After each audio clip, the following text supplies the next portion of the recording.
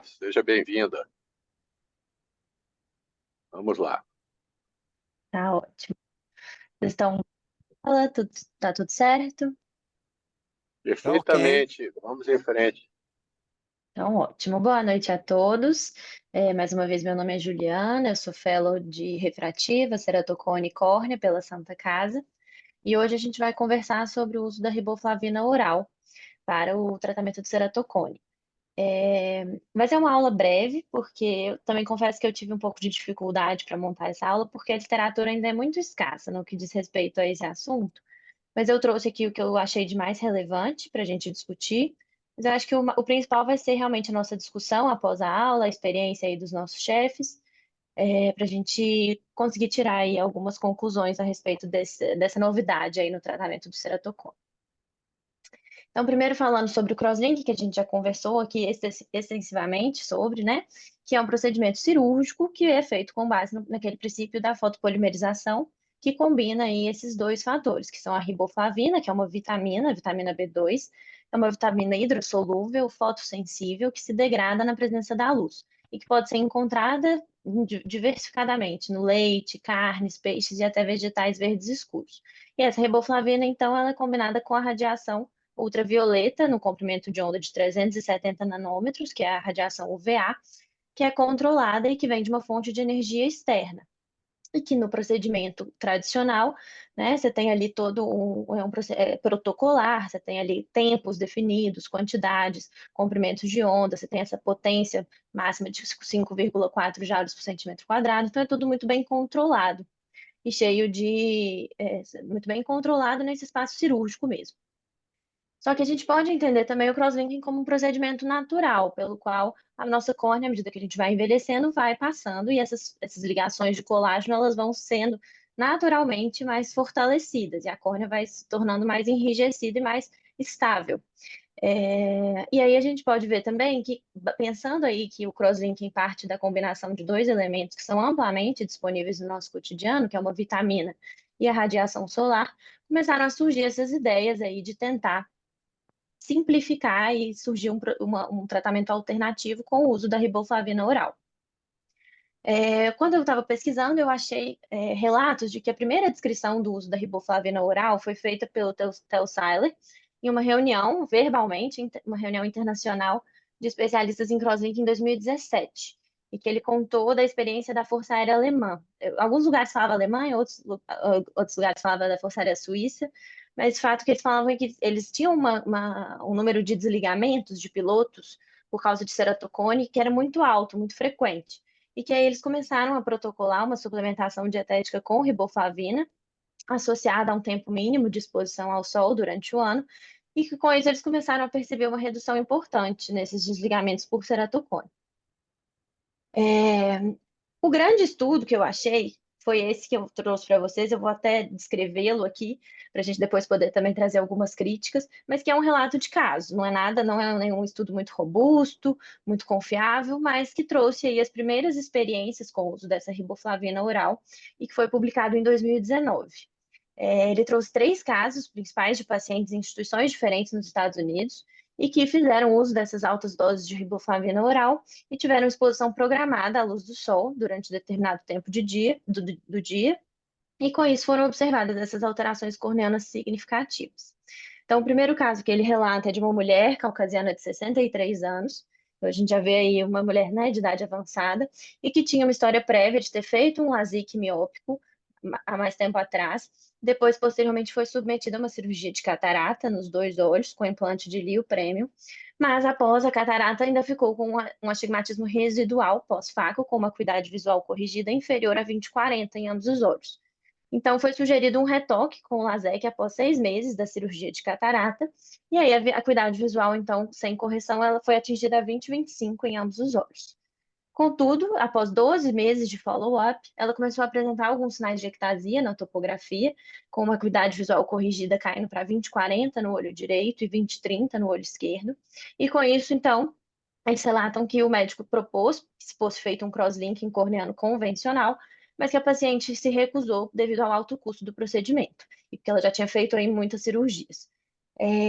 Então, ele recomendou que ela ingerisse aí 50 miligramas por dia de riboflavina e que se expusesse ao sol, pelo menos por 15 minutos todos os dias, sem óculos escuros. E aí, no retorno, após 6 meses, a paciente informou que fez uso da medicação conforme foi orientado, mas que ela até aumentou a dose para 500 miligramas por dia por conta própria. E aí foi observado, pelo que eles relatam, uma acuidade visual corrigida de 20/25 AO. E teve também uma melhora dos parâmetros ceratométricos e um aplanamento médio na topografia de 1,5 dioptrias. O segundo caso que eles relatam é um homem de 57 anos que tinha um quadro de ceratocone moderado e progressivo há mais ou menos 25 anos e que foi, então, recomendado o uso de 400 miligramas por dia de riboflavina, mais 15 minutos de caminhada ao ar livre, sem óculos escuros, por pelo menos 6 meses.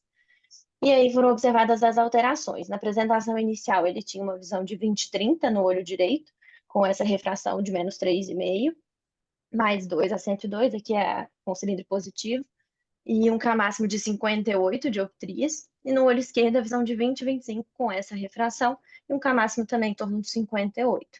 E após fazer o uso da riboflavina e dessa exposição ao sol, eles observaram uma melhora da acuidade visual corrigida para 20/20 e 20/15 e uma redução também no K máximo, pelo que eles descrevem. E o terceiro caso que eles trazem é de uma nutricionista de 35 anos, que tinha também um ceratocone progressivo e que ela usou por conta própria, depois de ler e de ver que a riboflavina oral tinha uma alta tolerabilidade, baixo risco de efeitos colaterais, e que aí observou que realmente ela teve ali um aplanamento no K médio, tanto no olho direito quanto no olho esquerdo, e uma certa estabilização da doença. A partir de então, nesse mesmo artigo que eu estava descrevendo para vocês, eles colocam que o Departamento de Oftalmologia da Universidade de Missouri, então, propôs e realizou um estudo prospectivo, randomizado, com um follow-up de 60 meses, mas que tinha apenas 11 pacientes, que tinham um quadro de ectasia corneana, e que para eles foi proposto uma suplementação de riboflavina de 100 a 400 miligramas por dia, e também com exposição solar direta, sem óculos escuros, por pelo menos 15 minutos.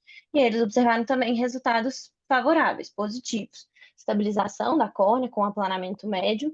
E aí eles colocam que a única exceção do estudo foi um dos pacientes que foi um controle não intencional. Ele não teve nem piora nem melhora. Mas aí eles colocam que ao ser questionado, o paciente falou que durante as caminhadas ao sol ele fazia uso das lentes de contato rígida gás permeáveis. Então aí ficou uma evidência de que realmente as lentes atrapalham o efeito da radiação. Só que aí depois, né, da gente conversar sobre esse estudo, a gente tem que questionar que realmente são apenas 3 relatos de caso, são estudos com desenhos ainda muito limitados, com uma amostra muito pequena de pacientes. A idade dos pacientes que eles relatam ali, uma mulher de 60 e pouco, 57, então são pacientes que naturalmente a gente já não espera mais uma progressão muito grande dessas ectasias. Um tempo de follow-up muito curto, de 6, 12 meses, essas amostras pequenas, e resultados muito imprecisos, assim, né? Falando, teve um aplanamento, uma alteração do K máximo. Então, assim, a gente tem que questionar, mas começa a surgir aí uma possibilidade de um tratamento alternativo e que pode ser de muito fácil acesso e realmente muito, muito disponível para todas as pessoas e sem riscos e sem efeitos colaterais. Outra coisa também é que o tratamento é multifatorial. Então, assim, é difícil a gente falar que foi a riboflavina oral que fez, né, que conseguiu esses resultados de aplanamento, de estabilidade, porque são pacientes que já estão mais velhos, às vezes já não tem aquela questão da atopia. Então, assim, são vários fatores para a gente falar que foi exatamente a riboflavina oral que teve a grande importância aí na estabilização, na melhora da doença.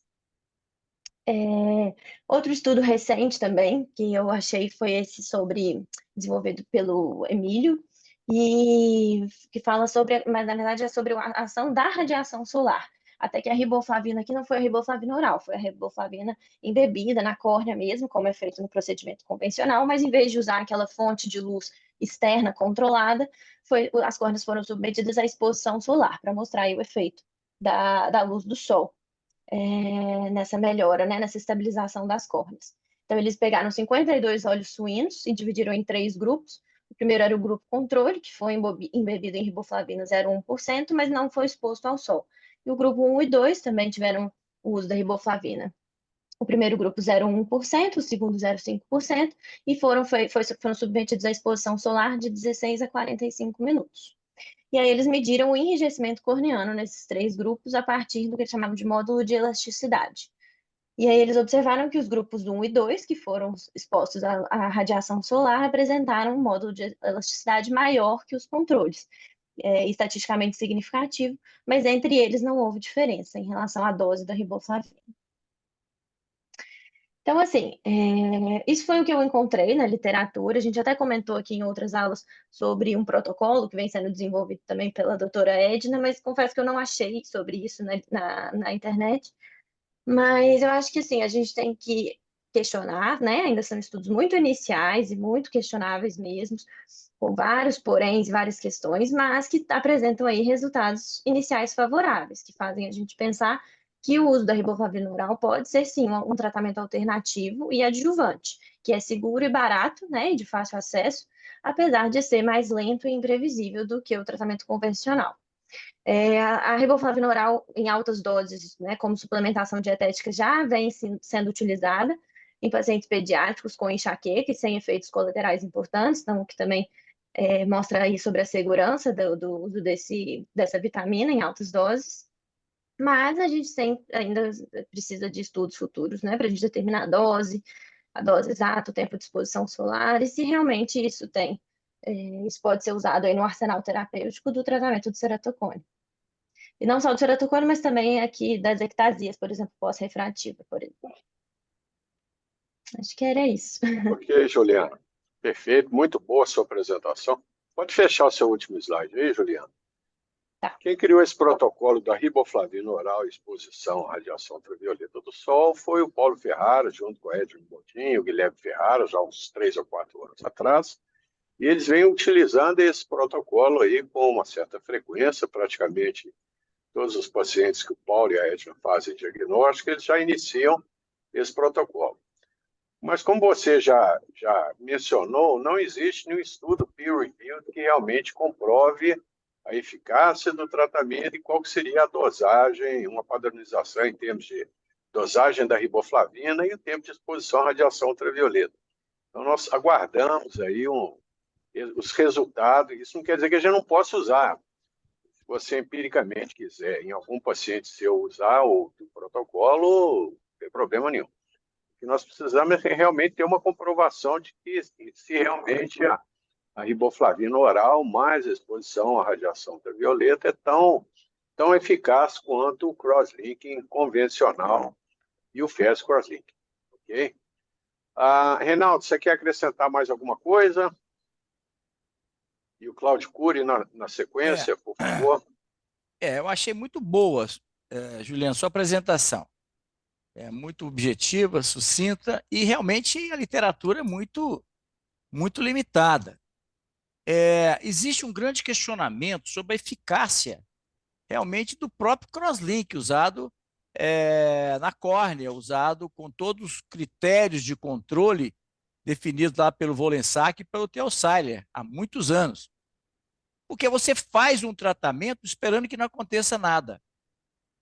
A gente sabe que a configuração da evolução de uma ectasia, ela depende de você ter exames realizados de forma sequencial no mesmo equipamento.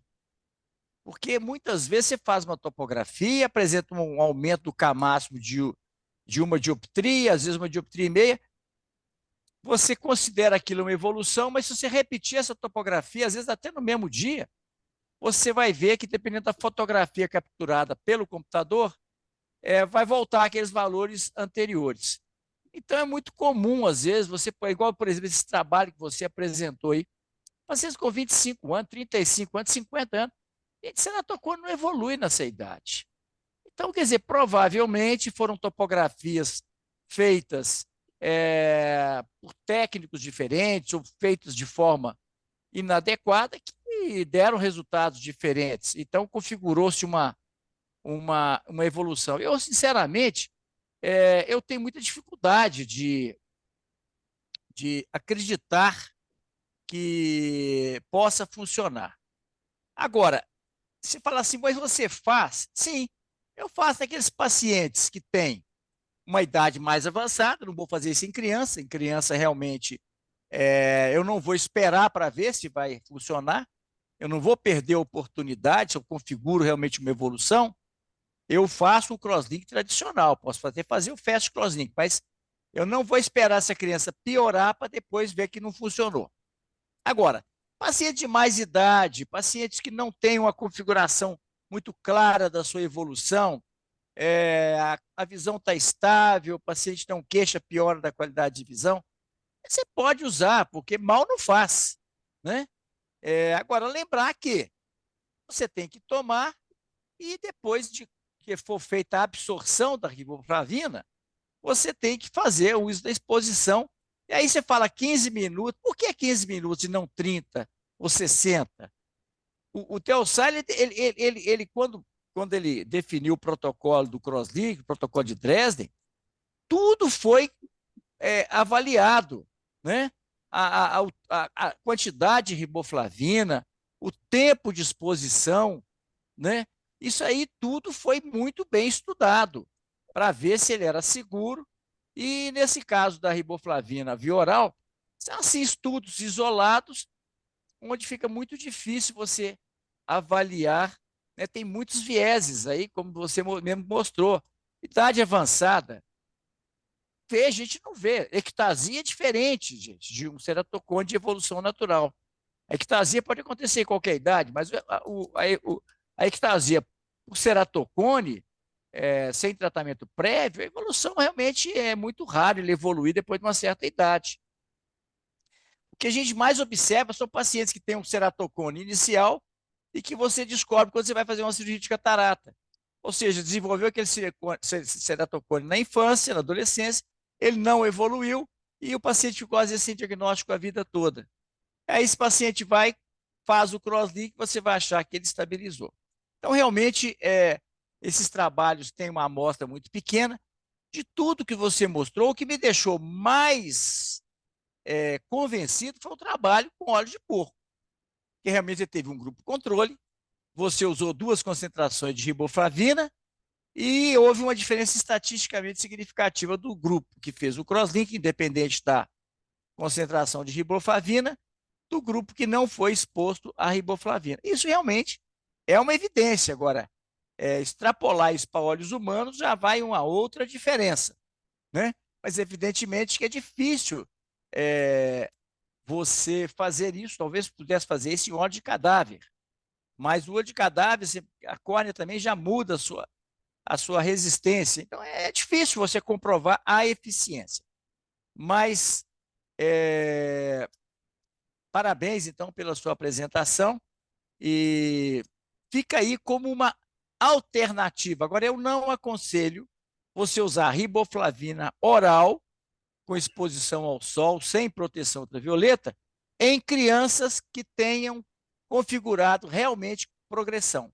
Eu acho que essas crianças não podem servir de experimento de uma técnica que não é aprovada, é uma técnica off-label. Então, em casos de pacientes com idade mais avançada, pacientes ansiosos, com medo da progressão e tudo, você pode colocar essa possibilidade. Eu acho que mal não faz, e existe realmente alguma lógica, pelo menos, né? Mas eu acho que carece ainda de uma comprovação científica. Tudo bem, é isso aí, Arnaldo. Perfeito. Então vamos lá, Cláudio. Boa noite, Juliana. Boa noite a todos. Parabéns. A Boa compilação é legal, porque às vezes a gente escuta falar e você pegou e mostrou para a gente o que o pessoal tem falado aí. Realmente, o dos olhos de porco é o mais promissor, no meu entendimento, porque não é estudo de caso. Os porcos são jovens, geralmente, aqueles que são usados para experimentos, né? E a faixa etária que a gente quer prevenir que aconteça são em jovens, então talvez faça mais um sentido aí nessa busca. Óbvio, geralmente a gente sabe da diferença genética, né? Mas outros experimentos também são feitos assim, medicamentos e etc. são feitos em animais, então é por aí que começa. partir do momento que você vê uma segurança e uma aplicabilidade com efeito, passa-se para a fase seguinte de estudo, que é a fase 3 em humano. Muito bem, é assim mesmo que funciona. Está no caminho certo. Eu tendo a não usar exatamente por não ter a comprovação. Mas tem alguns casos que eu indico e converso muito bem com o familiar, e são aqueles casos exatamente por questões sociais. Eu não atendo pacientes de convênio, ou eu atendo SUS, ou eu atendo particular. Dentro do particular, eu atendo um ticket mais alto e atendo um ticket muito baixo.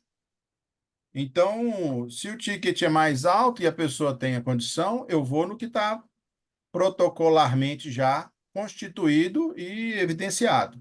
É um cross-linking, né? Protocolo normal de Dresden, é esse aí. Não sendo assim, às vezes eu tenho dificuldade de não fazer alguma coisa. Eu não estou aconselhando ninguém a fazer, mas eu tenho certa dificuldade de não fazer. Então, se já é um jovem lá dos seus 15, 16 anos que eu vejo que está em evolução, eu tendo a prescrever a riboflavina oral por 3 meses, 400 miligramas ao dia, exposição ao sol por 20 minutos e retorno para avaliação. E sabendo que eu vou ter dificuldade de fazer essa avaliação no retorno, porque às vezes eles não podem pagar a topografia, o Pentacam, e muitas das vezes eles não têm, às vezes, a condição de pagar a riboflavina que é manipulada, né? E então eu fico nesse limbo, mas eu tenho que tentar oferecer algum alento, né, dentro daquilo que a medicina exige da gente. É mais ou menos por aí, mas não tem comprovação nenhuma de que isso que eu fiz até hoje tenha dado certo ou errado. Nenhum dos dois. É isso. Perfeito, Cláudio. Pessoal, alguém gostaria de fazer alguma pergunta para a doutora Juliana? A hora é agora. Eu queria fazer, mas na verdade até boa noite, primeiramente a todos. Parabéns, Ju, pela aula. Era a questão dos efeitos colaterais, você acabou respondendo no último slide. Eu acho que se vocês conhecem assim, algum risco do uso para o paciente a longo prazo, se teria algum efeito colateral mesmo. Mas pelo que você falou, os estudos relatam que não, né? Pelo que Quer eu vi, responder, eles Juliana? não. Sim, pelo que eu vi, não teve nenhum efeito colateral, não. Até porque, como eu falei, eles já faziam uso dessas altas doses de riboflavina para pacientes pediátricos tratando enxaqueca e nunca foram descritos efeitos colaterais nem complicações, não. Lembrando, pessoal, que não existe riboflavina comercialmente pronta nessa dosagem de 400 e 500 miligramas. Ela tem que ser realmente manipulada. As apresentações de complexo vitamínico que a gente tem aí, de vitamina B, realmente a dosagem de riboflavina ela é muito baixa e não atende aí ao estudo. Okay? Então, Reinaldo, vamos lá então para os casos cirúrgicos? Eu gostaria de fazer mais um comentário. Tem 2 comentários, na verdade. Ok, Cláudio. Alguns efeitos colaterais que eu observei, não, que eu consegui achar aqui, seriam diarreia, já esqueci aqui. Primeiro que é metabolizado no intestino delgado, é metabolizado até no coração, é metabolizado no fígado e no rim. Então, a riboflavina é em vários lugares do organismo que ela é metabolizada para ser convertida em coenzima, que é o princípio ativo, né, da riboflavina livre. Um dos que eu lembro aqui de efeitos colaterais é diarreia. Tá? Às vezes asma, às vezes broncoconstrição também. Foi o que eu li, nunca vi, ok? E parece que tem uma formulação agora, que é um tal de B2N3, que combina ômega 3 e vitamina B2, riboflavina. Eu acho que a gente andou recebendo isso aqui recentemente. Deixa eu ver se eu consigo mostrar. Não dá, porque o meu fundo de tela Ele impede o telefone, olha que coisa estranha. Aqui. Eu não sei se você vai mostrar, mas, o Não Cláudio, consegui. Chama existe essa formulação na farmácia. Você tem sim a riboflavina, existe alguns laboratórios, não são comuns, mas se você procurar, às vezes até na internet, você vai encontrar riboflavina em cápsulas de 400 miligramas. Se for essa a dose que você está pensando. E tem também de 200 miligramas, que às vezes as pessoas usam em crianças. É tudo empírico, né? Como se É, criança fosse metade da dose, né? Criança é meio adulto. Não é bem assim, mas vamos em frente. Outra coisa que eu ia comentar aqui. Ah, bom, Cláudio, é lógico que isso aqui nós estamos aqui, ninguém está certo, ninguém está errado, e tem condutas diferentes. Eu trabalhei muitos anos com o SUS também, muitos anos. E posso dizer a vocês que minha clientela começou com o SUS. E sou muito grato a eles, que ainda atendo muitos até hoje, que eu atendia, na época eu atendia o SUS no consultório. Bom, mas o que eu quero dizer é o seguinte, se eu estiver atendendo uma pessoa, uma criança, um jovem, como você citou, uma criança de 15 anos com comprovada evolução e com falta de recursos, eu teria uma conduta um pouco diferente. Eu faria um relatório, pediria essa mãe para ir num posto de saúde para ser encaminhada para um serviço de SUS, porque o SUS cobre o tratamento do crosslink. Então, é uma alternativa mais viável para um paciente de menor recurso e a gente também não estaria perdendo a oportunidade. Porque você fala assim, vou esperar alguns meses. Aí depois o paciente leva não sei quantos meses para conseguir uma vaga, para conseguir uma. O tempo está passando. Então, eu acho que se o paciente não tem condições de arcar com o tratamento, eu falo com a família, pessoal, então é melhor você procurar isso no SUS, eu vou te dar um relatório, você tem que ir num posto para ser encaminhado para um serviço de oftalmologia que faça esse tratamento. Eu acho que você talvez facilite mais a sua vida e a vida do próprio paciente. não, perfeito. Mas é exatamente isso que eu faço, eu só não falei tudo que eu faço. Eu só falei que enquanto isso eu não fico esperando também, mas a gente sabe que até chegar no SUS e vários lugares do SUS, aqui em Belo Horizonte mesmo, o único lugar que eu sei que está fazendo crosslink é o centro oftalmológico. É. Pois é, E porque vai O ter que ser. equipamento da Santa Casa já está estragado tem uns 3 anos. Uma coisa é o SUS dar cobertura e outra coisa é efetivamente o tratamento poder ser realizado. Tem que ser Não, encaminhado mas para o serviço que Infelizmente, passa, né? eu Tudo encaminho, bem. exato. eu encaminho, mas enquanto isso, eu oriento nessa dose e, né? Tá certo. Bom, gente, Então vamos lá, Reinaldo. eu não tenho casos de. Eu não tenho casos de crosslink via oral, até porque os poucos casos que eu receitei, eu não tenho como comprovação, porque são casos que eu já estava achando que a possibilidade de evolução era limitada. Então, não faz sentido eu apresentar casos onde eu tenho dúvida até da indicação. Então, vamos lá. Vamos ver aqui. Vocês estão vendo a tela aí? Perfeitamente. Vamos em Então tá. frente. Bom, então tá. Então, quem que vai apresentar o primeiro caso? Pode ser o doutor André Lamonier, por favor. Muito bem, André. Esse aqui, então, é o caso. Se quiserem anotar o prontuário, está aí o prontuário. Então, vamos lá. Vamos lá. Cliente desde 2020. Voltou em abril de 2022 para avaliar cirurgia refrativa. Paciente masculino, 33 anos. Refração estática. -5 com -1 a 10, 20, 20. -4 com -1 a 170. Não tem a visão dele, mas acredito que seja 20, 20 também. PAC 596 e 600. Operar ou não operar? Deixa eu ver aqui. Qual seria a sua conduta? Apesar de que tá vermelhinho, tá bem simétrico, regular, a ceratometria é boa, PAC boa. A princípio, eu não vejo nenhum critério para. Tem uma leve assimetria no olho esquerdo ali, mas se eu for comparar área inferior para superior, A diferença não dá nem né? Então, Então, você eu indicaria a cirurgia do tratamento indicaria. refrativo? Sim, PRK ou LASIK? PRK. Então, vamos ver o que é que foi feito aqui. Vai, travou. Tá.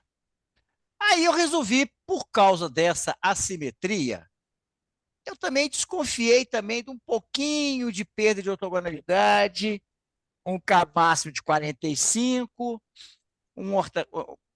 parcialmente a favor da regra, mas eu achei melhor investigar um pouco mais, porque essa topografia não me deixou muito tranquilo, não.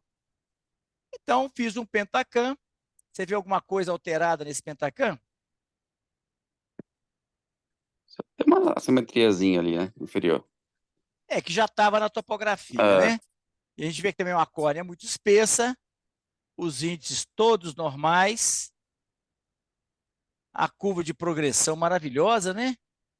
500 e tanto aqui, 570, córnea sem PTI elevação bom. posterior, né? Muito bom, né? PTI normal. O olho esquerdo também uma esfericidade normal, pequeno astigmatismo a favor da regra, os índices todos normais e o arte máximo aqui, 435, 35, eu acho. uma córnea muito espessa e também um PTI normal, um BED normal. E aí, baseado nesse pentacam, na topografia, você operaria esse paciente? Operaria. Bom, então, a única coisa aqui que chamava atenção aqui era a assimetria inferior, né? A Uhum. topografia tem esse bow-tie assimétrico, mas tem um residual muito bom, uma idade muito boa, uma paquimetria muito boa. Todos os outros índices normais. Então, baseado, então, nesses exames aqui, na topografia, que tem um bow-tie assimétrico, pentacam com uma simetria inferior, mas todos os outros índices normais, eu, então, indiquei como você um PRK para emetropia. Eu quis citar esse caso aqui, que era um caso que a própria topografia já mostrava ser uma topografia muito regular, né? Todos os índices normais. Uhum. Isso é difícil.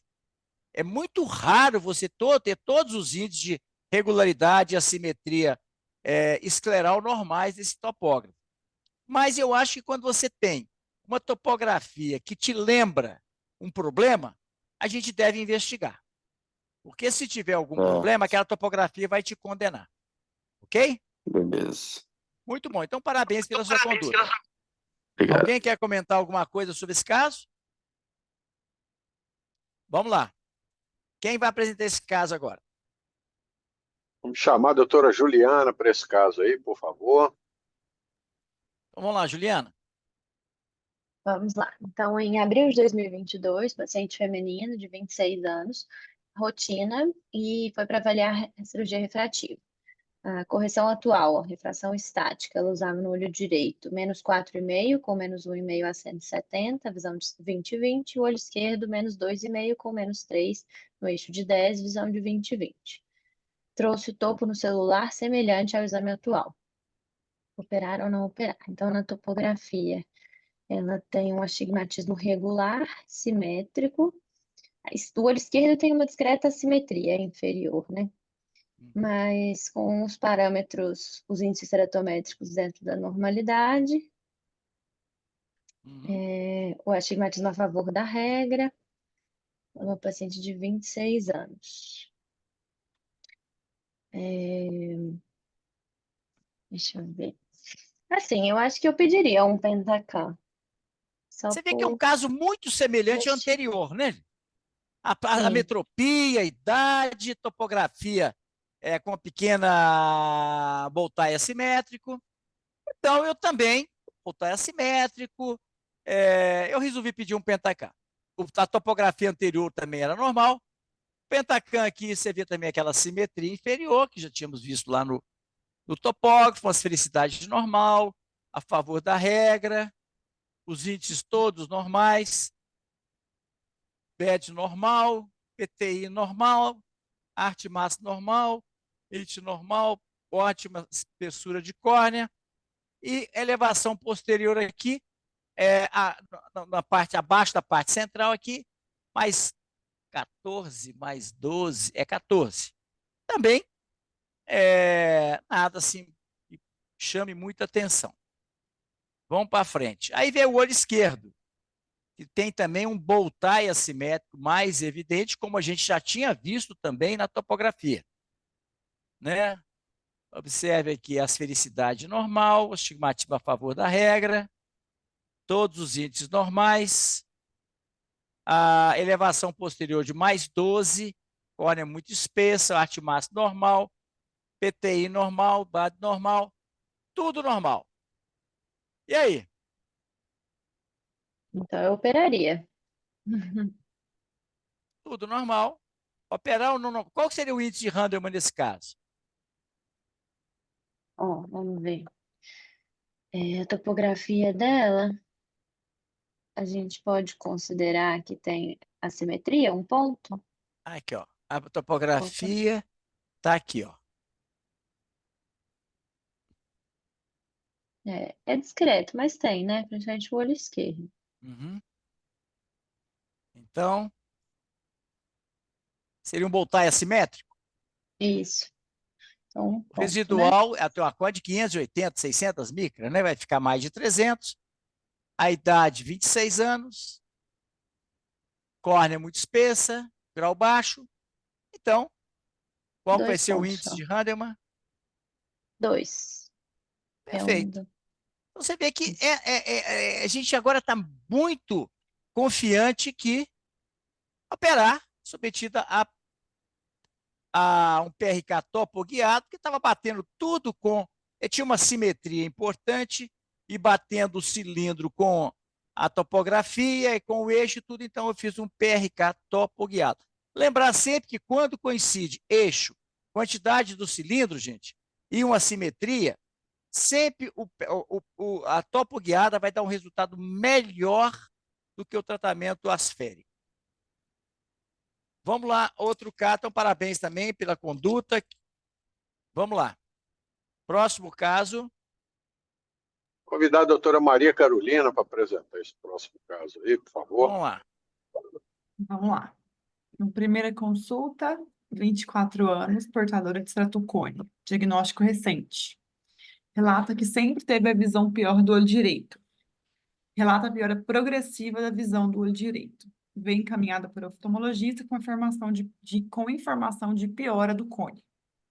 Ela usava correção atual, -3, -1 a 180, plano -1, 25 a 180.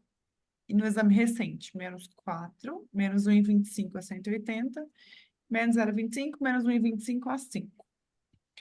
Topografia de abril de 22. Esterotometria 53, 52, 44, 43. E a refração dinâmica no dia, -0,5, -3 a 60, visão de 0,5. E dor esquerda, -0,5, -0,75 a 180, 0,8 mal. Carolina, antes de você continuar, a anamnese, gente, é muito importante. O paciente veio com diagnóstico recente de cone, mas relata que sempre enxergou mal do visão do olho direito. Leia-se, esse ceratocone é antigo. Ele não é recente. Tá certo? Por isso que ela já está tendo baixa de visão há muito tempo. Agora, ela falou que o olho direito foi piorando com o tempo. E ela vem encaminhada com informação de piora do cone. Primeira coisa interessante aqui, você mostrar os exames, os óculos que ela estava usando. Olha a refração, a melhor refração que eu consegui dela, observa que, quando o ceratocone não expressa fenotipicamente, você observa que ele ainda não levou a um ângulo, a um astigmatismo oblíquo. E, geralmente ele sai de um oblíquo e vai começando a ficar, ele sai de um a favor da regra, como o nome está dizendo, a favor da regra, e com o tempo ele vai ficando oblíquo. O direito que evoluiu, ele ainda está na topografia a favor da regra, mas a melhor refração dele já mostra um astigmatismo oblíquo. Qual Sim. que seria a sua conduta? Bom, como é a primeira consulta, a gente não tem histórico do paciente, só tem relato. E a refração dela não é tão confiável, as antigas, então eu prescreveria um óculos e pediria um retorno em 3 meses, 4 meses, para fazer um acompanhamento mais de perto. Você observa que se eu tivesse acompanhando essa paciente e ela tivesse um óculos de -3, ela chega depois, eu não sei quando foi feito esse óculos, mas se não tiver muito tempo, ela faz um outro a -4, é razoável você pensar que essa prolacidade da córnea está aumentando, ou seja, o ceratocone está evoluindo. Já não é Sim, um ceratocone tão inicial, né? Mas qual que seria a conduta sua? Um óculos? só um óculos por enquanto. Tá. Vamos ver o que é que foi feito aqui. Eu receitei, eu indiquei um anel do olho direito. Qual que Uhum. foi a razão que você acha que eu indiquei? Aí é uma coisa um pouco subjetiva, porque você não teve contato com a paciente. Mas qual que seria a explicação? Quer dizer, a primeira consulta, e essa paciente eu já indiquei o anel. Eu não fiz aquilo que você acabou indicando, que seria avaliar se realmente está progredindo. Uhum. Eu acho que o anel é bem indicado porque primeiro que a visão não é tão boa, né? 0,5 de visão, e ela tem essa percepção da visão tá piorando, e provavelmente ela estava ansiosa, Exatamente, gente, diagnóstico acredite recente. nisso.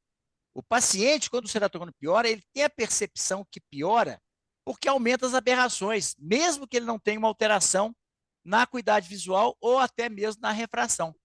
Você observa que a refração dele era muito diferente das refrações anteriores.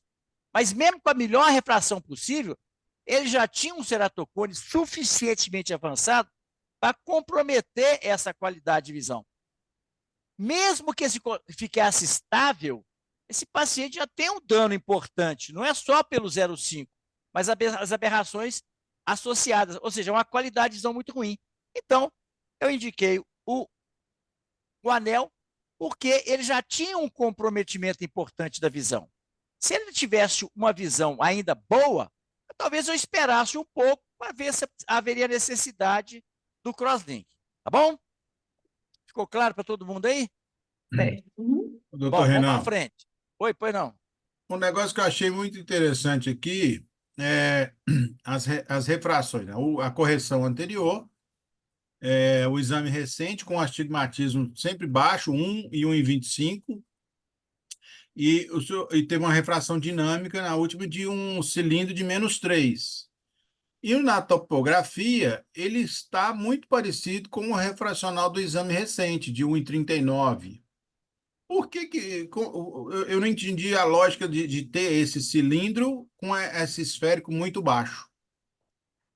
Se você fizer uma autorrefração e uma autoceratometria, provavelmente vai dar algo parecido com isso aqui. Como eu não uso a ceratometria, nem uso a refração do autorrefrator, eu faço aquele sistema que eu falei com vocês, essa paciente tinha uma visão muito ruim, 0,1, 0,2. A visão ela conseguiu melhorar. Por que eu preciso de uma refração muito bem feita? Para me ter certeza que eu estou beneficiando essa paciente depois do anel. Se você fosse levar pela topografia e pela autorrefração, você vai ser, na verdade, vai te atrapalhar o raciocínio mais do que vai ajudar. Tá certo? Se fosse assim, veja bem, do lado esquerdo ela tem um astigmatismo 2,4, ela tem um cilindro de 0,75. Será que me ajudou isso aqui? Atrapalhou. Então, quer dizer, a gente deve considerar que autorrefrator, pelo menos os que eu conheço, não foram feitos para ceratocone, foram feitos para córneas normais. Ok? Ok. Então vamos para frente aqui. Vai, travou aqui. Foi. Ah, tá. Vamos ver se vai agora.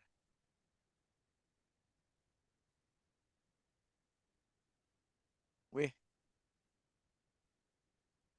eu, hein?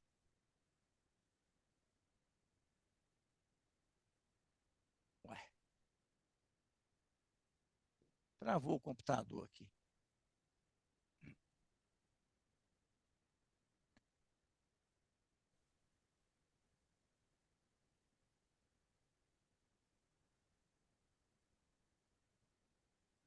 Ué, não tá. Tem outro jeito de pôr em tela cheia sem ser no mouse aqui? Tem um negócio aí, não tem? Tem, põe o mouse e dá Enter. Hã? Põe o Ah, tá. Isso, põe o mouse e dá Enter que ele vai. Aí sumiu tudo. Ah, não, voltou. Deixa eu ver aqui, então. Ih,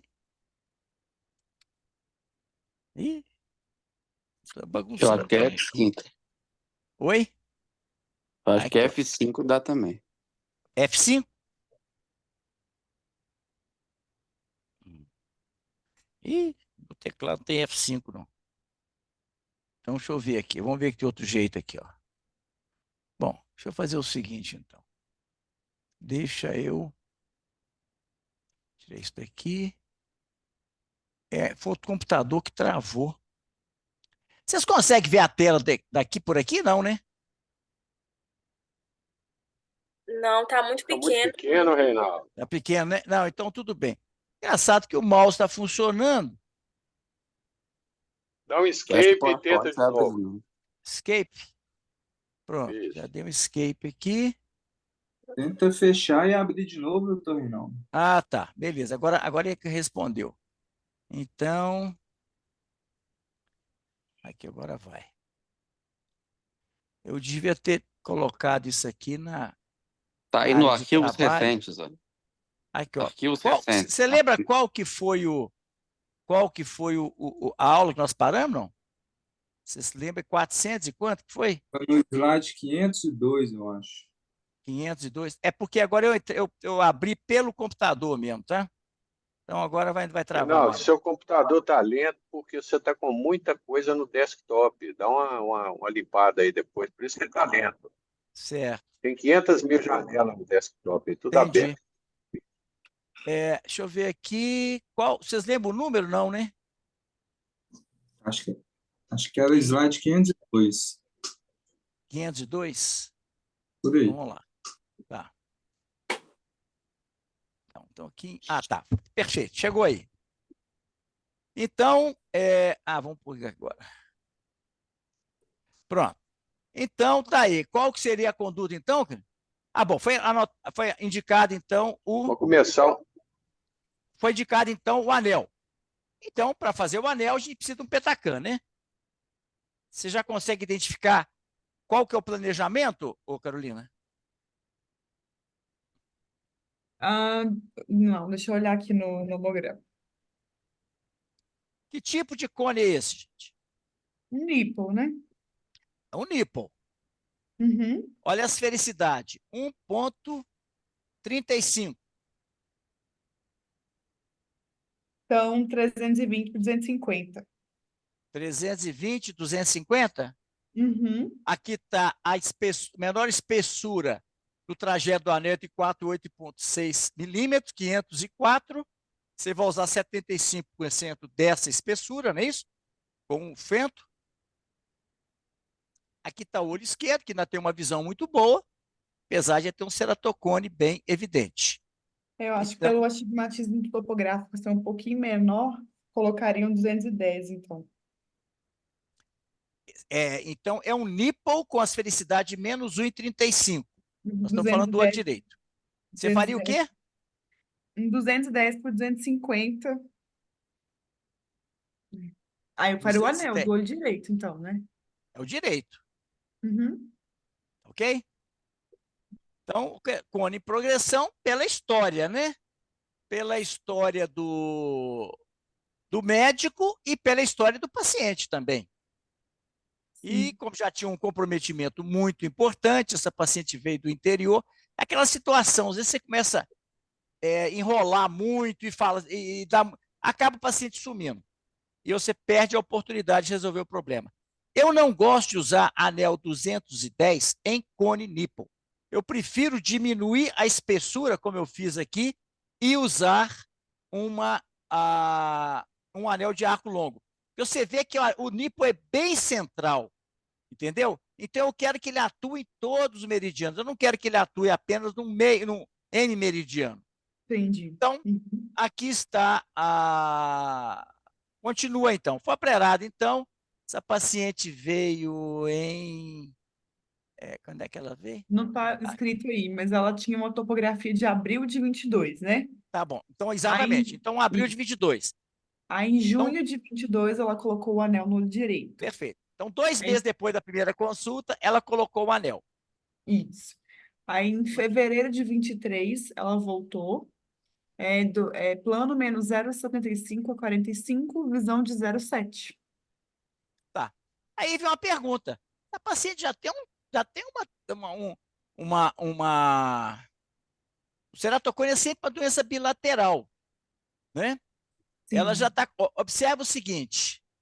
Deixa eu ver eu vou diminuir aqui só para me ver a data. Espera aí. Só para me ver a data aqui, porque aqui é importante a gente ver a data. Acho que não tem, né? Não, tem a data aqui. É porque eu quero mostrar para vocês a questão de progressão, né? Pronto. Aqui agora, então, vamos lá. Observa, aqui então em maio de 2022, Isso. Depois, aqui em fevereiro de 2023, já tinha colocado o anel há 6 meses. Uhum. Olha a topografia do olho esquerdo agora. Maio de 2022, fevereiro de 2023. Ou seja, Pouco 1 menos de ano um e ano 4 depois. meses depois, vocês veem alguma diferença? Já apareceu a simetria ali do olho esquerdo, né? Inferior, principalmente. Os índices ali também já pioraram. A estereotometria não piorou tanto. Se bem que o eixo já inverteu bastante também. Dependendo da visão da paciente, eu acho que já dá para intervir dependendo se tiver uma visão boa, um crosslink, né? Ela estava com 0,8 mal. Então, aqui, não tem o final da história, não? Não, não tem o final da história, mas vou dizer para vocês o que aconteceu. Eu não estava lembrando. Gente, esses casos eu já preparei esses casos há muito tempo. Eu não lembro, eu não fico olhando os casos antes de falar com vocês. Eu não lembro desse assim muito claramente. Mas vocês lembram, uma coisa que eu me lembro aqui, que eu falei com vocês há pouco tempo, é que o ceratocone, ele começa a favor da regra, como esse aqui, e com a evolução ele começa a ficar oblíquo. Eu cheguei a falar isso com vocês hoje? Chegou. Tá. Falou. Olha o que aconteceu com esse astigmatismo. Eu não estava lembrando desse caso.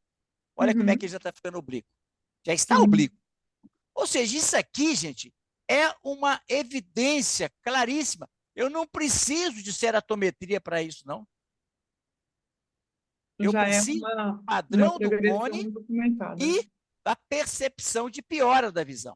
Então, essa paciente foi feita, então, um crosslink no olho esquerdo, porque realmente ela estava começando a progredir.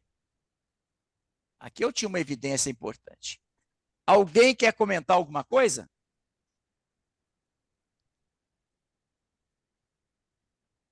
Ô, Arnaldo, eu gostaria também das observações suas e do Cláudio aí. Reinaldo, eu concordo com você, o anel de 320 aí está muito bem indicado. Um cone nipple, se você colocar um anel 210, você na realidade você vai corrigir o meridiano, vai corrigir o outro, então você vai, de uma certa maneira, você vai até induzir um astigmatismo aí que é contra a regra, o contrário do meridiano mais curto. E, na realidade, é aquilo que eu comentei com você. Eu tenho indicado crosslinking em muito poucas situações. E uma das situações que eu indico é essa, justamente o paciente que tem, eventualmente, um anel implantado e continua evoluindo. Eu acho que essa é a boa indicação do crosslinking. E aquela criança, adolescente, que ainda está com uma qualidade de visão muito boa e que a gente observa que a ectasia está em evolução. Então é isso, não tem muito a acrescentar, não. Então é isso aí. Então, essa mudança de eixo aqui, para mim, gente, isso aqui foi fundamental para me indicar o crosslink. Tá bom? Alguém quer discutir mais alguma coisa? Vamos para frente. Cláudio, quer comentar mais alguma coisa ou vamos em frente? Doutor Cláudio teve que sair da reunião, doutor Arnaldo. Tá. Ah, tá bom. Que, Então Potência doméstica lá. lembrando, gente, Tá que certo. eu só uso o anel praticamente, não uso em outras situações também, mas a maior indicação de anel 210 para mim é em ectasia pós-LASIK. Eu uso com maior frequência. Então, vamos lá. Quem vai falar esse caso aqui agora? Então vamos convidar a doutora Ana e, na sequência, o doutor Lucas. Então, tá bom.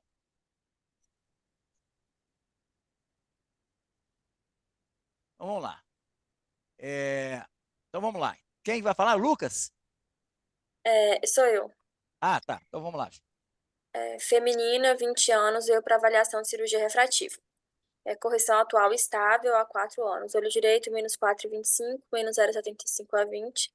Esquerdo, menos 5, menos 0,6 a 5. Refração estática. Menos 4,5 a menos 1. Visão de 1. Olho esquerdo, menos 5,5, 0,75. Visão de 1. Bem, é uma paciente jovem, né, com um grau que um grau não é tão alto. E na topografia de córnea tem presença de assimetria também. Eu solicitaria uma tomografia para avaliar melhor essa Ok. paciente. Pela Um idade também, paciente pelo jovem com grau. uma miopia, né? Aham. Paciente jovem com uma miopia um pouco mais elevada, sempre é aconselhável você fazer um pentacam. Você vê alguma coisa aí, Ju?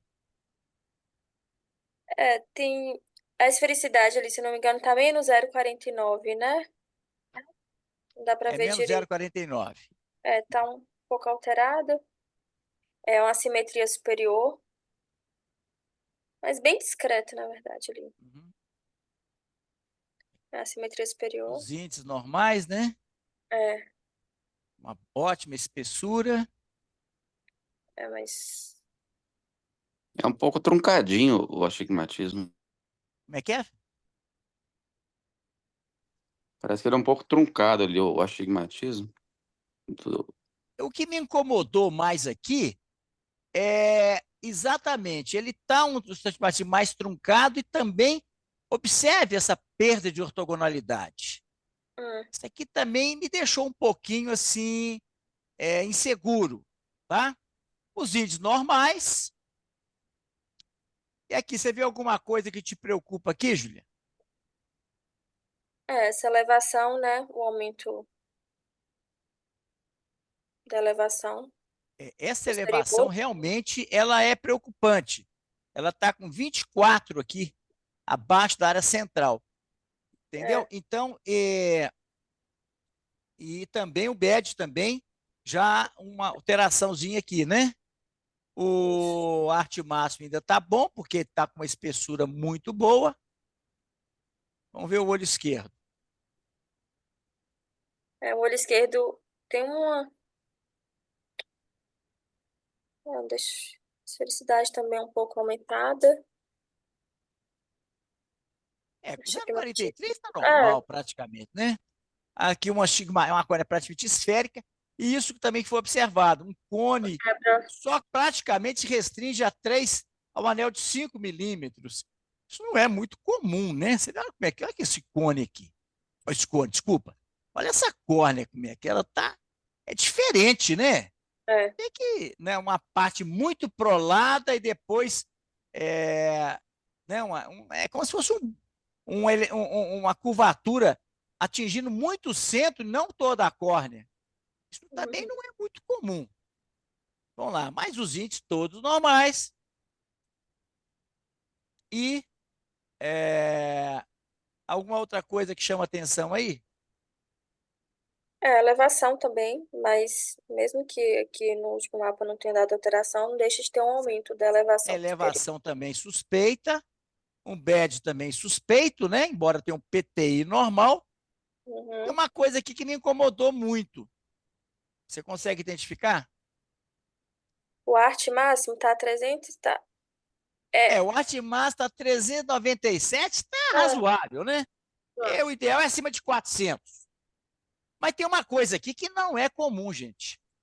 Observa o seguinte: o descentramento maior que 1 milímetro do centro da córnea. Córneas normais, o ponto mais fino é central. Normalmente, o descentramento é menor que 0,9 milímetros. Esse aqui está 1,2. O olho direito eu nem olhei, mas deve estar acima de 0,80 também. Aqui, ó, 0,95. Isso também não é muito comum.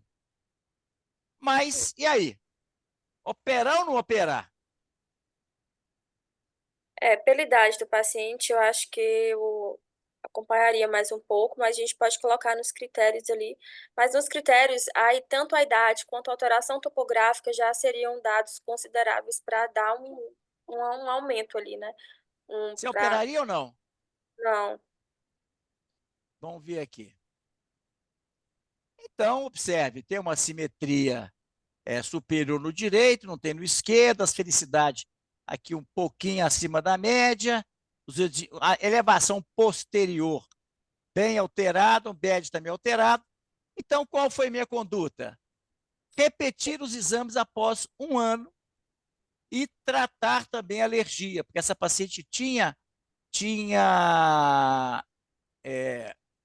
ela tinha uma rinite e tinha também degenerações na retina. Então, eu já mandei ela para poder fazer o laser lá com o doutor André Batista. Alguém quer discutir alguma coisa sobre esse caso? Alguém faria diferente? Arnaldo, você quer comentar esse caso? Reinaldo, eu concordo com você, a sua conduta realmente foi a mais sensata e eu faria a mesma coisa. É um paciente que a gente precisa acompanhar, mas que definitivamente não vale a pena operá-lo no momento. Ô, gente, desculpa, mas a história continua, não acabou não. Aqui, ó, 2021, setembro. Maio de 2022, ela voltou e fez uma nova topografia, está aqui a topografia, agora já em 2022, córnea muito grossa. E aí, operamos ou não operamos? Ela estava com 22 anos nessa consulta, né? O que você acha? Operamos ou não? Assim, a topo tá inalterada, só que eu acho assim, a idade dela também, 22 anos, eu acho que eu não operaria, não. Mesmo que pelas alterações que ela já possuía, né? Olha aqui, gente, aqui que eu comentei. Toda perda de ortogonalidade, olha aqui, ela é mais importante do que a assimetria. Isso eu já falei várias vezes. Então, isso para mim é uma córnea normal, uma topografia normal. Um cone, isso aqui para mim é um cone truncado. Essa paciente, a córnea está pedindo para poder mexer nela para desenvolver uma ectasia. Né? Ela tem uma simetria, a idade dela não é favorável. Então, realmente, se você considerar uma córnea, vamos dizer, com bow-tie assimétrico, desconsiderando o cone truncado, ela vai dar 4 no índice de Handelman. Se você considerar que tem um STIP inferior, ela vai dar 4. Se ela considerar uma córnea normal, vai dar 7. Ou seja, uma alta ceratometria geralmente é cone, mas uma baixa ceratometria não afasta um cone. Isso também nós já colocamos isso várias vezes. Tá? E aqui, aquilo que alguém matou a charada. Se trata de um cone truncado. É aquele ceratocone a gente chama de elevação posterior, que ainda não se caracterizou de uma forma muito clara na superfície anterior. Isso passa batido, bonitinho. Muita gente operaria essa paciente. Aí depois fala assim, mas por que deu ectasia? Porque já tinha um cone subclínico e passou despercebido. Caso muito desafiador que não foi operado. Então, essa paciente, já não falei com ela para voltar desde de 1 ano para fazer o pentacam, eu já contraindiquei a cirurgia. Alguém quer fazer mais algum comentário sobre esse caso? Para frente? Arnaldo? Reinaldo, vamos em frente, então. Vamos convidar o doutor Lucas para o próximo Aqui, caso. ó, gente, olha aqui. Ainda continua aqui. O cone, olha aqui para você ver. Aqui é a topografia dessa paciente. Tá certo? Vocês vêem algum caso de cone truncado aqui?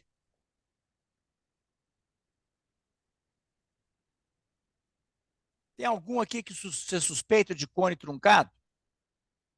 O Mas 2 é aí, o 2, aparentemente. né? O número 2. Observe para vocês verem. Aqui, ó. Esse 2 aqui, ó. Você vê que ele está praticamente todo sem atingir a área periférica. Os outros atingem a área periférica. O 4 está começando a querer também, mas aqui embaixo não capturou a imagem. Esse aqui capturou muito bem. Você observa que não tem cilindro nenhum, ou seja, não tem as boltai, ele não chega até a periferia, diferentemente do 1 e 3. O 4 é meio suspeito porque não capturou toda a imagem periférica.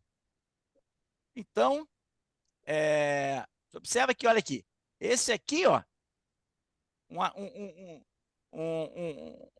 essa superfície aqui opaca, ela está menor que as outras e cobre todo o astigmatismo. Tá aqui um outro caso aqui, o caso 46. Vamos lá, quem vai falar sobre esse caso agora? Doutor Lucas. Vamos lá, Lucas. Um feminino, 36 anos, cone, não se adaptou à lente, Gaussnick em 2000, a idade menor que 0,005, 0,2 sem correção. Operar ou não operar? Qual operar primeiro? Então, a gente tem os índices de tratamento que são aumentados, um cone mesmo, né, em ambos os olhos. Operar ou não operar e qual operar primeiro? Essa visão, acho que antes de pensar nisso, a gente devia fazer uma refração e um teste de lente, né, para avaliar o potencial. Teste ela já não adapta, né, mas pelo menos uma refração para ver se melhora um pouco essa visão, ver Aqui o para mostrar, potencial. entendi. Aqui essa paciente, observe que já tinha feito um crosslink em 2000, tá? E observe que em 2016, 2018, 2019 e 2021. Quer dizer que é um ceratocone absolutamente estável. Com essa idade, isso não vai evoluir. Foi feito um crosslink em 2000. Essa paciente aqui, quando é que é? Eu não pus. Não. Não sei quando é. Não, aqui está, 2018. 2018, 2019, 2020. Ela fez um 2020. crosslink em 2020. Operar ou não operar essa paciente? Eu acho que a gente tem que, pelo menos, fazer uma refração primeiro e talvez até um teste só para ver o potencial de visão, mesmo ela não adaptando, às vezes usando um anestésico para ver o potencial visual dela. Olha que legal, gente. Olha como é que vocês já estão com o raciocínio clínico apurado. Pare com essa ideia de achar que óculos não foi feito para paciente com ceratocone. Uma visão de 0,2, gente, vai dar um grau pequeno e vai dar boa visão. 0,2 para o ceratocone, pode acreditar nessa refração. Olha lá como é que está a refração dessa paciente.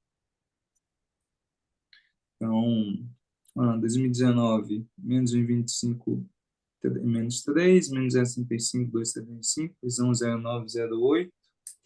2021, estável, um pouquinho de perda de visão no olho direito. 2022, refração estável também, mantendo a visão 0,8.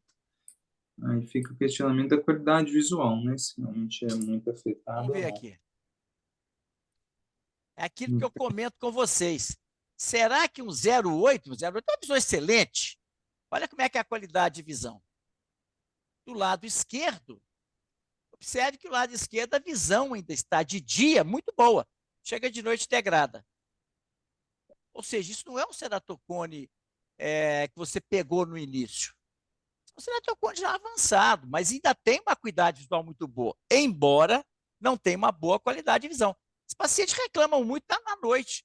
É evidente que melhora a visão com óculos, mas tem muito reflexo. Às vezes vale a pena usar uma lente anti-reflexos ou então uma alfagonista, se o paciente for muito sintomático, né? Então, mas continua a pergunta, operar ou não operar, Lu? Se ela mesmo com essa refração, né, tiver queixando de baixa de visão, não estiver satisfeita, talvez, como ela não se adapta à lente, talvez um anel possa melhorar um pouquinho essa qualidade visual dela.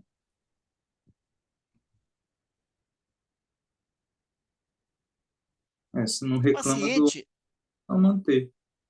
paciente não reclama dos óculos.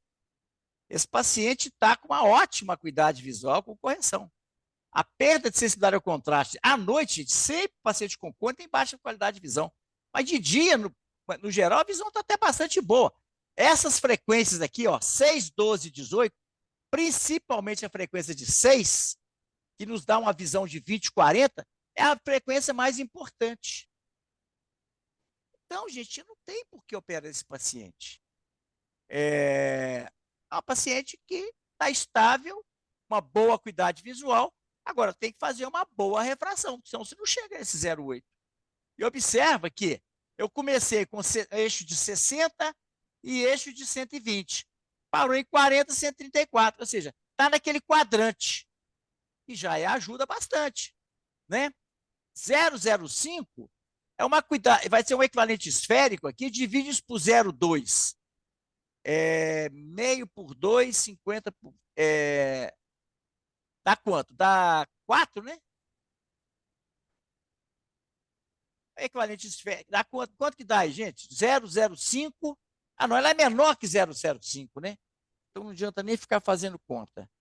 Deixa eu só fazer uma curiosidade aqui, ó. Deixa eu ver aqui. Aqui, ó. 0,05 dividido por 0.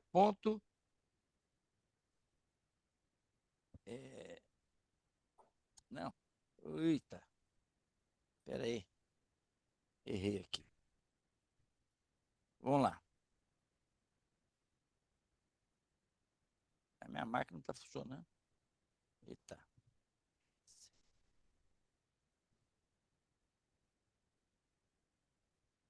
Ó, a relação de Legrand aqui deu 4. A refração dela aqui deu 2,25. É uma referência, pelo menos você não achar que pode colocar um esférico muito alto. Ajuda muito, ajuda muito. Então, simplesmente receitar óculos. Eu já falei com vocês que dificilmente um ceratocone o paciente não se beneficia com óculos, mesmo que seja para uso em casa. Gente, quantas horas aí? Bom, último caso, então, aqui. Arnaldo, você quer fazer mais alguma consideração? Não, Reinaldo, vamos em frente. Então, vamos lá. Quem vai falar esse caso aqui agora? Doutor André Lamonier. Vamos Gente, lá. olha que legal. Esse colega que mandou esse caso aqui, ele foi meu fellow. E hoje ele já se permite não operar para o plano de saúde. Olha que legal. Não opera. Você chegou lá, quer fazer para o plano de saúde? Não, não faço. Manda para mim. Olha como é que legal. Quer dizer, o cara que me superou na habilidade, ou pelo menos na clientela de cirurgia refrativa. Muito bom. Então vamos lá. Aqui está a refração estática, a refração dele estável, a refração dinâmica. E aí? O que nós faremos com esse paciente? Deixa eu ver só. Não trouxe os exames, mas foi liberado pelo médico. Não quer repetir os exames.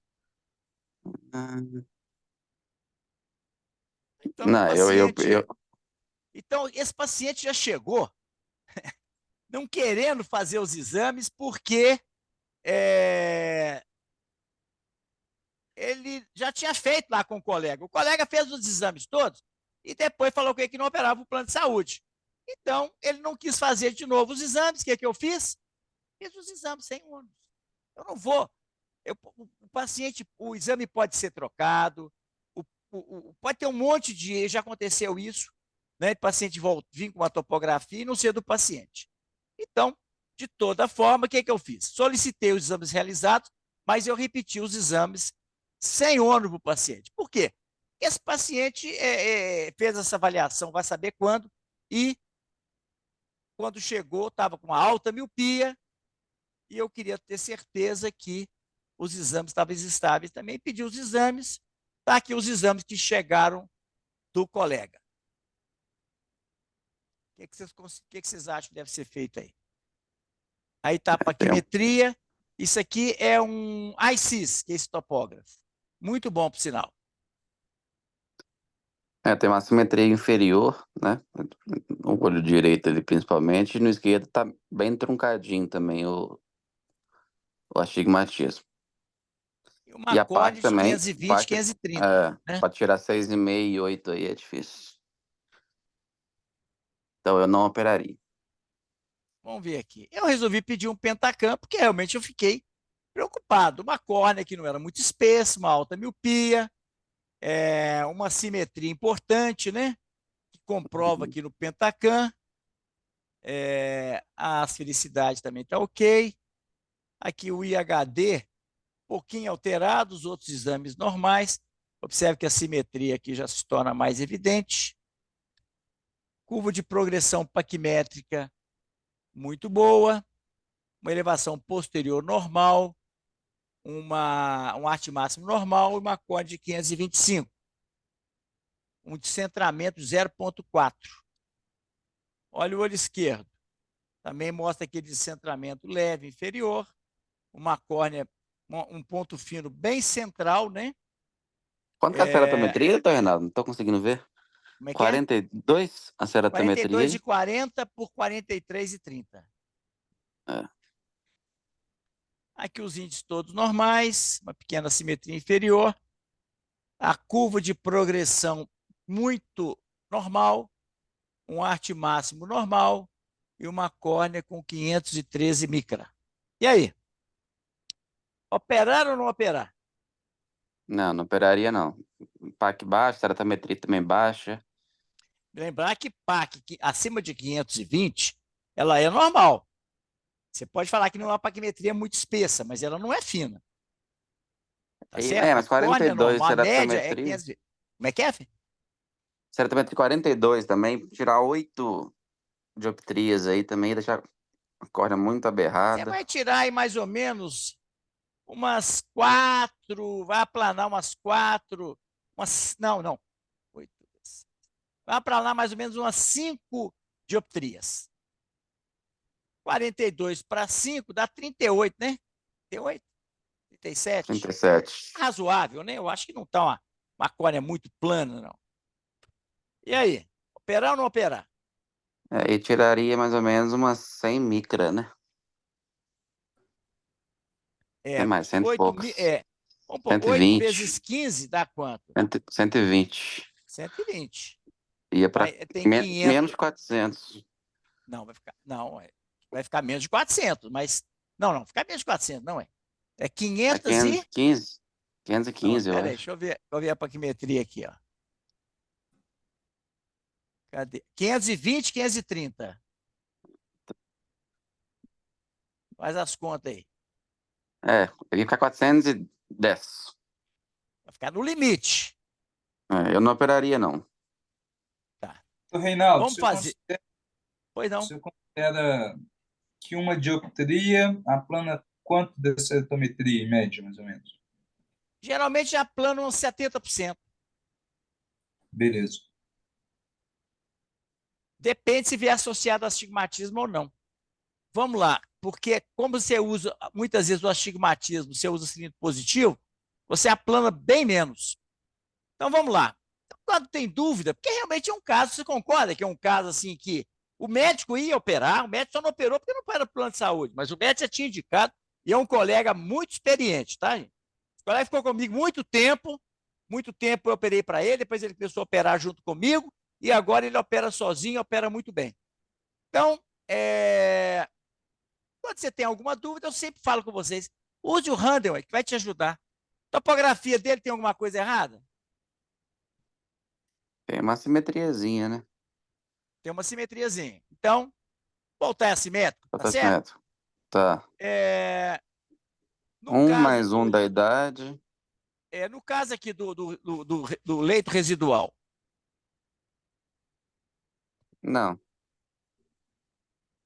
fica mais de Zero. 300 ou mais de 450 no PRK? Não, menos de 450. Ele está mais para o 1 também, né? Vamos botar outro 1 É, aqui. A idade idade. 1. 1 A idade também. é 1. Então já tem 3. E Diop- a Dioptria, refração 8. 0, né? é. No Não, limite também, 0 para 1. Que é maior que menos 8, né? É, Mas como tem um astigmatismo também, né? O equivalente esférico é mais que É, 8. é menos o 8,5. é. Então é mais de 4 8, né? pontos. 4 pontos. Então, aqui eu considerei 300, mas eu poderia, se eu considerando PRK eu considero acima de 450. E o LASIK acima de 300. Tá. Certo? Eu aumento 50 micra aqui. Então, eu colocaria esse também para o lado de cá, porque não daria 450, daria próximo de 400. Então, quando está próximo do limite, eu puxo um ponto para cá. Daria 3 pontos ou 4 pontos, dependendo se você considerar o leito residual mínimo. E aí, operaria ou não? Não. Aqui, ó. Coloquei para ele isso aqui, ó. Que ficaria até 2 dioptrias. Coloquei como condição para operar, orientada à possibilidade de crosslink também. Então, eu reduzi. Deixa eu ver se foi operado. Não, deixa eu ver.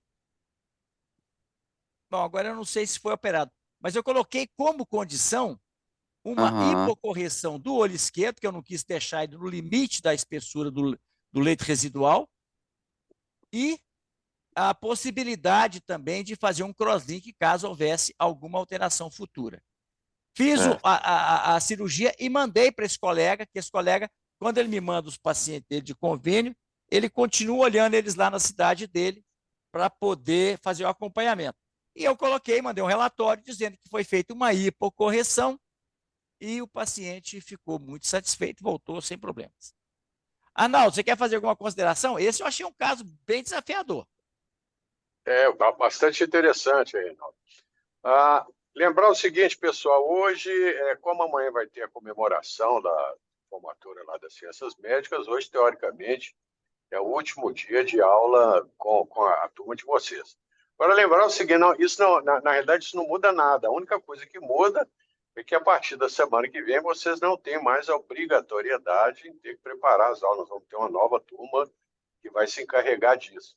Mas vocês, naturalmente, continuam muito bem-vindos. Esperamos que vocês continuem participando das nossas reuniões científicas e, naturalmente, que eu e o Reinaldo continuamos à disposição de vocês para orientá-los e, se necessário, para fazer os procedimentos aí junto com vocês. Ou seja, isso absolutamente não muda nada na caminhada aí de vocês aí. Outra coisa também, nós estamos programando uma confraternização aí de final de fellowship para sábado, dia 9 de março, às 12 horas, no restaurante Pinguim, da Rua Gramogol. Então, eu amanhã vou passar uma lista de adesão, porque eu, naturalmente, preciso fazer uma reserva lá, para que a gente tenha uma disponibilidade, que sábado é um dia muito cheio lá. Eu vou passar uma lista de adesão amanhã para ver quem que vai poder estar presente aí nessa nossa confraternização do dia 9 de março, às 12 horas. Okay? Lembrando que é uma confraternização que, se vocês quiserem levar namoradas, noivas, esposas, então, todos serão muito bem-vindos. Okay? Então é isso. Reinaldo, você quer acrescentar mais alguma coisa? Não, Arnaldo, você foi muito feliz nas considerações. Realmente, é normal que quando vocês começarem a fazer os casos de vocês vão ter casos que vocês vão ter insegurança. Então, se fique à vontade para trazer esses casos aqui, que nós vamos continuar orientando vocês. Quando tiver casos também que vocês considerem mais desafiador, principalmente o LASIK, o fentolasic, o anel, vocês podem marcar no horário que nós estamos lá no Ocular Laser, que nós vamos ajudar vocês lá, tá bom? Então, muito sucesso para vocês aí. E estamos aí, continuamos na área ajudando vocês, tá bom? Um abraço para vocês e muito sucesso para todos aí. Muito obrigado, Arnaldo. Obrigado, Reinaldo. Boa noite, Falou, pessoal. gente. Uma boa noite, então. Sexta-feira temos Muito lá. obrigada. Falou, gente. Sexta-feira Eu estava temos querendo dar um tchau para vocês aqui, mas agendados lá no horário de sempre. eu não estou sabendo onde dar o tchau aqui. onde dá o... Ah, achei aqui agora. Então já cheguei aqui. Pronto. Era só para dar um tchau para vocês aí e muito sucesso para vocês, viu? Foi um prazer estar com vocês aí durante todo Tchau, esse ano. gente. Muito obrigada Muito por tudo. obrigada, gente. Obrigado. Gente, Boa noite, Boa noite, pessoal. Até ótimo. uma boa sexta-feira. noite para vocês, hein? Sexta. Então, até mais, gente. Um abraço. Boa noite a todos. Até sexta. Até sexta. Arnaldo.